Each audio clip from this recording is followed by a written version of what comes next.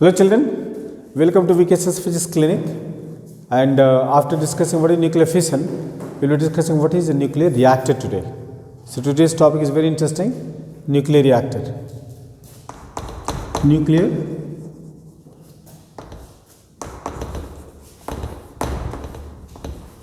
reactor.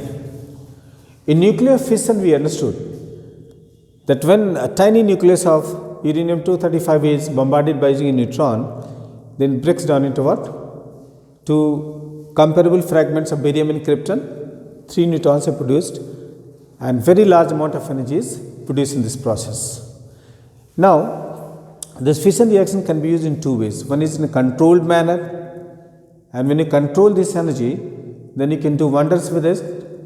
You can use it for, in fact, as a green energy without any pollution. In fact, of course, there are nuclear hazards associated with it, but otherwise it is that there is no smoke emission, there are no green gases being emitted. So, nuclear reactor, in fact, is an example of controlled fission, in which we can actually control the process of nuclear fission, and we can have safe, sustained chain reaction to produce large amount of energy. So, a nuclear reactor, children, is in fact is a specially designed vessel. It has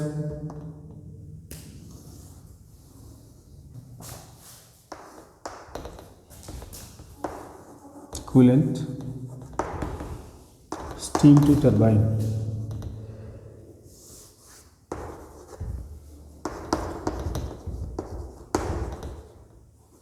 This is heat exchanger.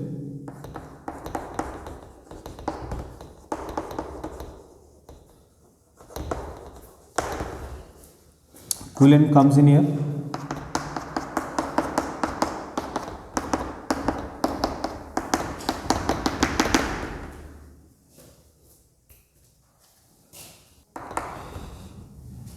These are control rods.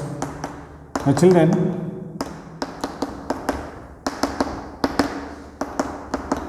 you will understand this diagram now. See, nuclear reactor is what? Because we know that all nuclear reactions are accompanied by release of huge amount of energy, which we did just now, the Q value.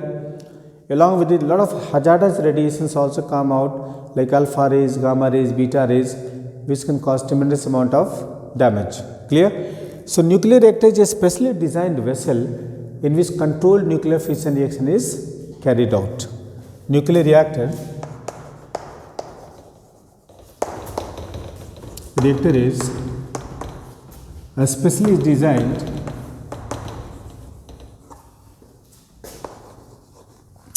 in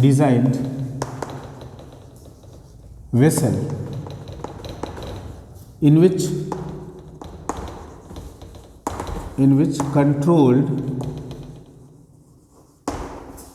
fission reaction is carried out.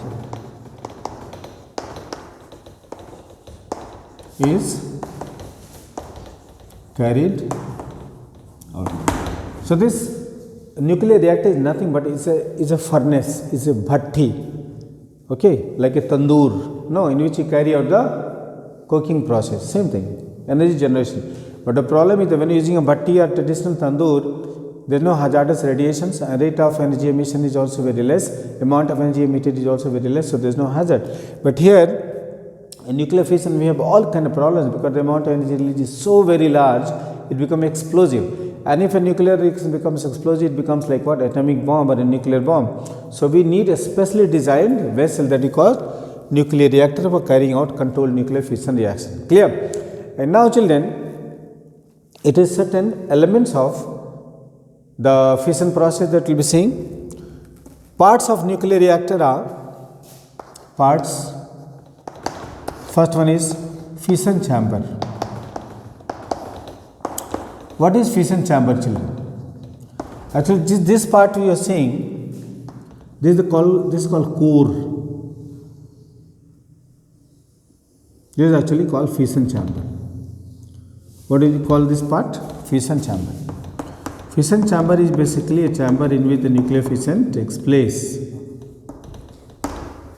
Imagine a container, a box where the actual fission process takes place, that's called nuclear fission chamber. Now this nuclear fission chamber which you are seeing here is containing the cylindrical rods. The cylindrical rod which you are seeing, these ones, these are called fuel rods.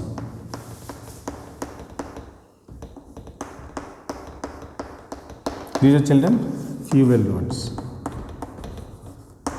So fuel rods are cylindrical rods of proper size and design so that they remain critical, of critical mass actually you have to maintain so that multiplication factor remains 1. Fuel rods are made up of ideally uranium 235. You can use uranium 233 or you can use plutonium Pu 239. But the most ideal one, in fact, will be uranium 235. So fuel rods. The second part is fuel rods. Fuel rods are what? So fission chamber is the chamber in which the fission takes place. So here what takes place, children? Fission takes place in fission chamber. Fuel rods are cylindrical rods.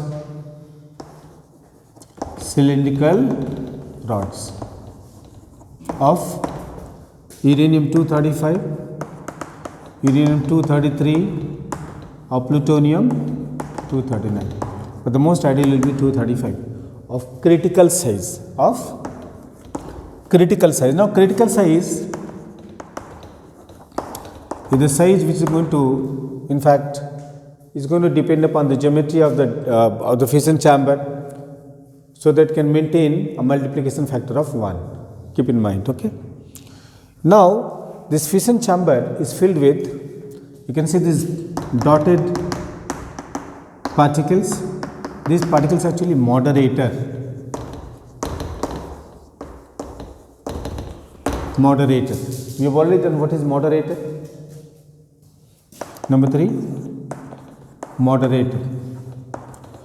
So children, remember, moderators are basically the materials which are used to slow down neutrons. We already said, no, in self-sustained chain reaction, substances which are used to slow down neutrons, they are called moderators. So inside the fission chamber itself, we have moderators. Moderators can be made up of either what? D2O, like heavy water. We can also use water. We can use graphite. Carbon we can use graphite. So all these things are used as moderator. They used to slow down neutrons. And then we can see another thing out here. These rods which are saying, these rods, these are very important and will be used for controlling neutron breeding, for absorbing neutrons. We call them what rods? Control rods. Control rods. Okay, and control rods we have seen they are made up of cadmium or boron steel. Clear? Control rods. So you can see that all the equipment required, all the components required for maintaining self-sustained chain reaction are here inside the fission chamber. And the inner part of this wall has a coating. All around it there is a coating here. This coating is of graphite, and this coating is called reflector coating. So here is reflector also. Reflectors are used to reflect neutrons back into the reactor. Clear? So we have a coating of reflector, and reflector is graphite. So we saw here are the major components. One is the fission chamber where actual fission takes place. Then fuel rods. These are rods made up of fissile material. We will be using uranium 235, uranium 233 or plutonium 239. These are cylindrical rods of critical size to maintain multiplication factor of 1. Okay. Moderators, we have already defined, are devices which are used, materials which are used to slow down neutrons are called moderators. We use water, heavy water, carbon and graphite. Then you have control rods. These are made of cadmium or boron steel. Control rods are used for absorbing neutrons. So when the number of neutrons, when k will become more than 1, so it will become important for us to absorb neutrons. And then what will you do? We will have to start inserting what? The control rods. Okay. So how much will insert inside the fission chamber depends upon how many neutrons you want to. It's very simple. Like these are 2 fuel rods. Imagine these are 2 fuel rods, and then neutrons are striking them and fission is taking place. If I want to make sure that only half the fuel rod is being used up by neutrons, then I'll put what? One safety rod out here, a control rod out here. So you see, as far as my forefinger goes, neutrons will be absorbed, they will be blocked, they will not be able to carry out fission, they will be only striking the part which is below, right? So something like this, we can adjust the distance between these fuel rods, and also we can adjust the depth up to which we are inserting the control rods, and we also have to ensure how many rods are required for absorbing how much neutrons we require inside the fission chamber. So reflectors, reflector is basically a coating of graphite which is placed on the inner wall of the fission chamber, and it is used to reflect the neutrons back into the fission chamber. Then we have children coolant. Coolant. See, when the fission reaction starts, then the amount of release is very large, and then temperature of the fission chamber starts what? Rising. So what will you do? In fact, what we will do is that we will circulate here coolant. You can see the coolant comes here. This is a heat exchanger, cool the heat exchanger, and then the coolant is circulated here in this part. See, the coolant is surrounding the fission chamber. So when temperature of the fission chamber will increase, temperature of this part will increase, we need to cool it, and for cooling we circulate what? One coolant around here. Most commonly used coolant is what? Water. Some places they have used gas cooled reactors also. Water is the most commonly used. Molten metals can also be used because they are good conductors of heat, so they can also be used as coolant. So you can see when the coolant is circulated here, then the heat will be absorbed from the fission chamber. But temperature of coolant out here, suppose I am using water, so temperature of water will rise very fast. It can go as high as to 500 degrees Celsius, even more. And you know water vaporizes 100 degrees Celsius. So in fact from here the coolant comes out as what? Superheated steam. And then this steam is passed through heat exchanger where more coolant comes, cools down, again it passes this side. Now the excess amount of steam, superheated steam, is passed to the what? Turbine. When you go to the turbine, you rotate the blades of the turbine, will generate what? Electricity, right? And then more coolant is injected, and then it will go into this area around the fission chamber and circulate it to cool down the reactor. Clear? Now see, the outermost wall of the reactor here is called heat shield. That heat shield is again very crucial, because in this reaction a very large amount of nuclear projectiles are being produced, like alpha, beta and gamma rays are being produced, and these projectiles will cause widespread hazard. So therefore we require a thick wall for preventing them from escaping. So this is a special reinforced wall, we call it outer heat shield. Outer heat shield. So this will also come as a component.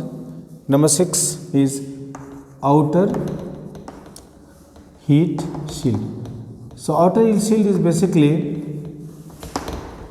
a reinforced wall of concrete and steel RCC wall, which can be anywhere between 2 to 3 meters thickness, meaning 6 to 7 to 10 feet, say 6 feet minimum, maximum up to 10 feet thick wall will make sure that no radiations are escaping to the surroundings. Clear? So, this is how the nuclear reactor is designed. Nuclear reactor has got many designs. We have pool type reactors, we have pile type reactors, all kind of reactors are there. The nuclear technology today is also, in fact, a guarded technology. We have got more than 20 reactors in India. India is a pioneer in this technology. In fact, very few countries which are having breeder reactors. In breeder, what are breeder reactors? In breeder reactors, like uranium-235 is not available in India. We have very large scarcity of uranium-235. Recently, you must have heard that India joined a group of countries called Nuclear Suppliers Group, so that it can get uranium-235, because we don't have uranium deposits. However, by using breeder reactors, you can convert plutonium or uranium-238 into uranium-235. Okay, so this technology is called breeder reactor technology. All right. So, this is the design of nuclear reactor. In fact, nuclear reactor is a boon to countries, because such a compact device can generate so much of energy. But then the problem remains with the nuclear hazards. Okay. The steam which is ejected out here is used to generate electricity, which is basically a byproduct of this reaction. Okay. So, how it works once again? Neutrons are injected inside this fission chamber, and neutrons can be very easily produced. You have done in Chadwick's experiment. Okay. When alpha particles strike paraffin wax, we can generate neutrons. So, a few neutrons are low energy neutrons, slow neutrons are injected inside this fission chamber, and the moment these neutrons will be injected inside the fission chamber, then the fission process will start, and then neutrons will be captured by these fuel rods, and the fission starts, and the energy starts getting produced, very large amount of energy within no time. We have moderator to slow down the neutrons. We have control rods to control the rate of production of neutrons, right? And control what? The multiplication factor K. Here, this fission chamber, as the temperature rises, then the coolant is circulated. Commonly, coolant is water. Now, as the water gets heated, it turns into superheated steam. It passes into the heat exchanger where it is cooled and again circulated. Part of the superheated steam goes to turbine for producing electricity, and here we have the outer heat shield, which is used to prevent the nuclear projectile alpha, beta and gamma rays from escaping. Okay.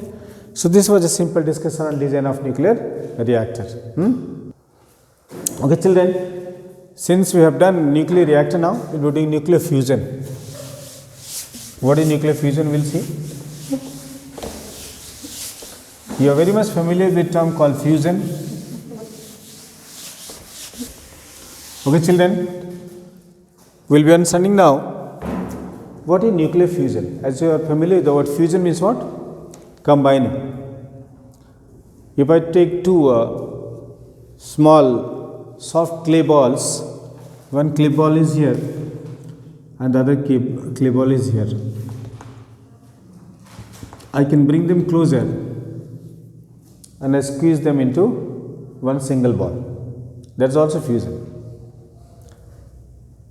Here, fusion is relatively much easier because there is no evident opposition from the two clay balls. We can easily remold them into whatever shape we want. Okay. But when we talk about fusing nuclei, there is a huge problem. I have one nucleus out here, I have another nucleus out here, all the nuclei. I want to fuse them together. Can I fuse them easily like the clay balls? No, I cannot. Why? Because when they come closer than a certain minimum distance, again we go back to this diagram, the nuclear forces, the graph. When they are lying this side, the repulsion is too large, so I cannot easily fuse them. Because the repulsion among these positively charged protons will be too large. However, if you can really make them collide with each other at an extremely high temperature and a very large pressure, then what will happen? That it is possible that the smaller nuclei, they combine and they form a bigger nucleus. And this process also will have some amount of mass defect and will be generating extremely large amount of energy. In fact, much larger amount of energy than what we have in fission. Right? So the fusion is basically the process in which smaller nuclei combine to form a bigger nucleus. Okay? And this process is accompanied by release of huge amount of energy. But the problem here is the nuclear fusion will not take place ordinarily. It will not take place under what? Ordinary conditions. It will take place only at millions of degrees Celsius temperature. Right? And therefore, these reactions are also called thermonuclear reactions. Means until unless you have this particular temperature, you cannot have this reaction taking place. So what is nuclear fusion, children? The process in which smaller nuclei combine to form a bigger nucleus is called nuclear fusion. So what is fusion? Process in which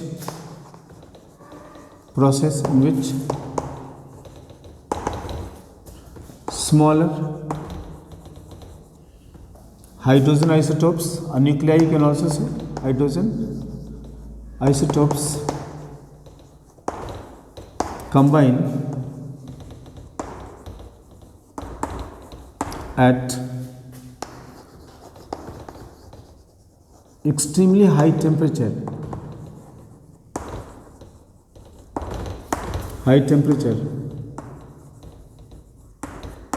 to form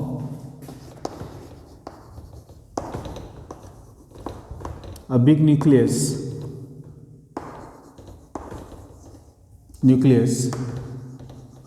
is called fusion. But key to fusion is high temperature. This fusion will not take place under ordinary conditions. Clear? So there are two conditions for nuclear fusion. Fusion releases large amount of energy.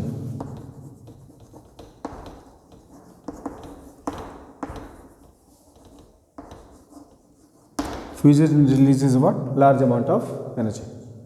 There are two types of fusion that we have.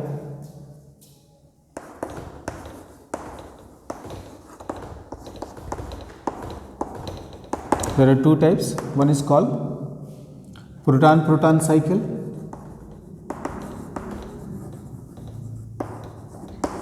and the other one is called carbon-nitrogen cycle. Carbon-nitrogen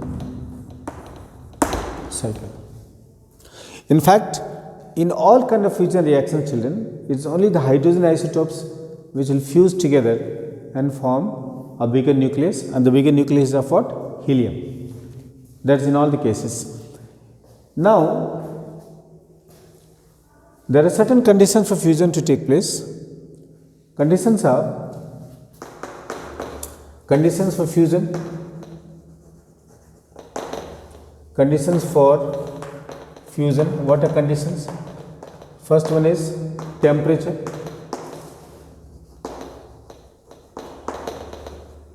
Temperature should be extremely high, of the order of 10 to the power 6 degrees Celsius. Okay. Temperature should be very high. Until you attain this temperature, you will not be able to have this phenomenon taking place. And the second one is high density. Density should also be extremely high. Having temperature high only will not be enough.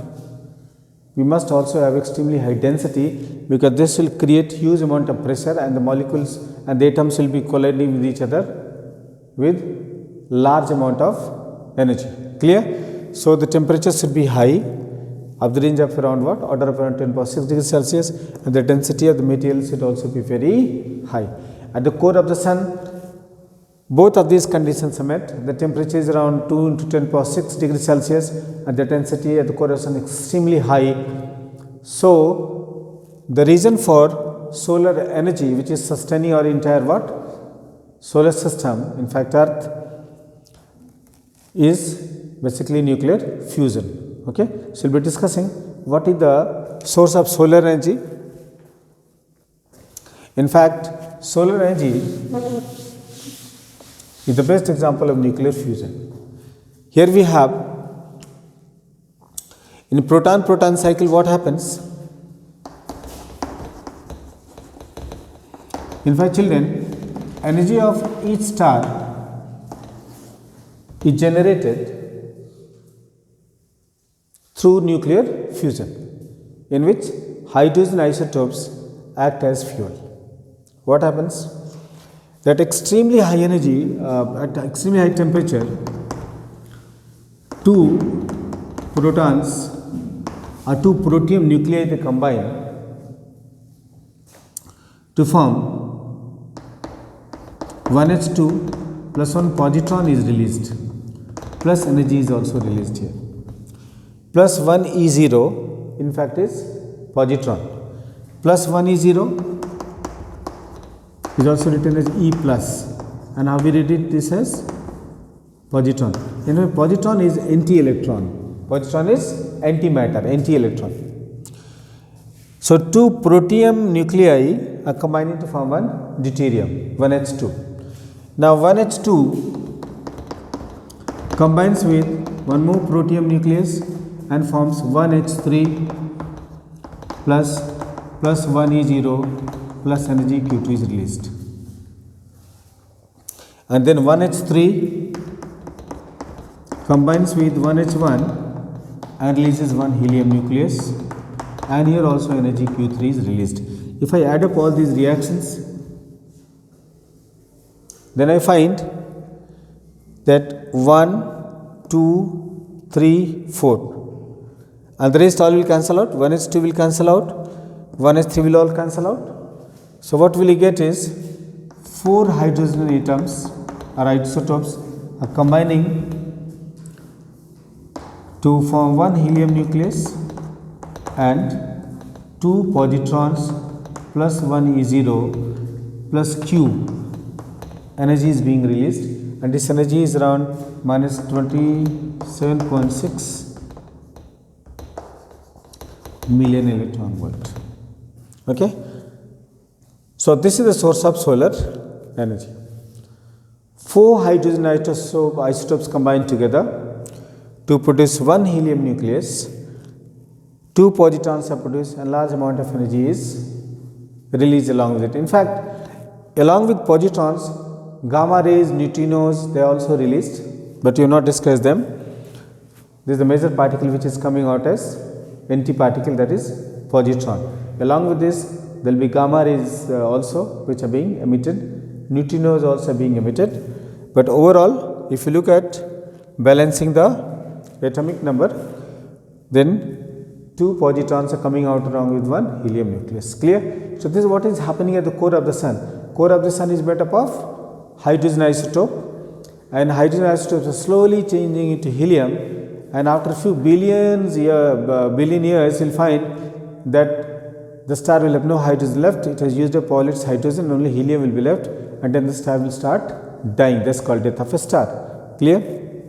So, this is a proton-proton cycle. In carbon-nitrogen cycle, now what is carbon-nitrogen cycle? Carbon-nitrogen cycle in fact is nothing but what? Same as proton-proton cycle, but here the rate of energy generation is slightly more, and carbon and nitrogen act as catalysts. The same reaction takes place. Now, carbon-nitrogen cycle in fact takes place at a temperature of around 2 into 10 power 6 degrees Celsius and above.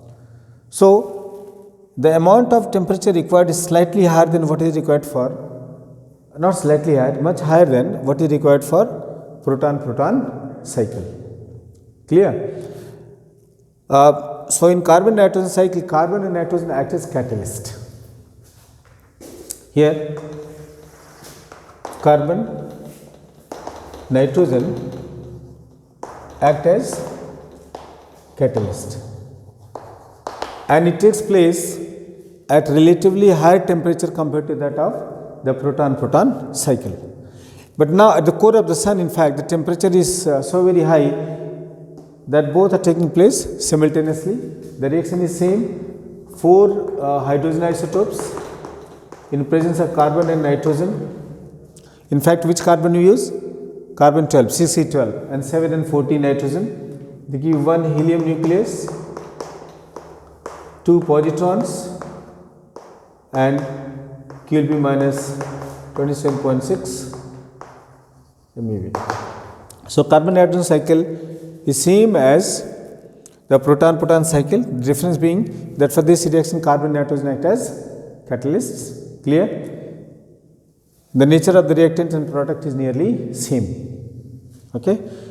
Nuclear fusion, in fact, is controlled reaction now on Earth. We can control nuclear fusion actually, and fusion bombs, hydrogen bombs have been developed, right? But fusion is not developed at a reactor stage. It has not been controlled at that particular stage.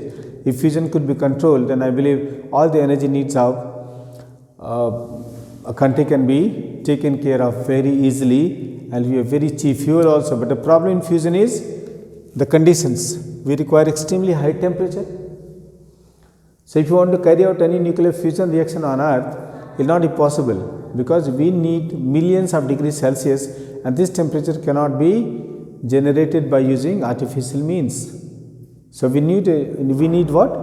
A nuclear reactor, or we need a nuclear fission device to generate this temperature. So that's why the fusion reactions are called thermonuclear reactions. They require extremely high temperature.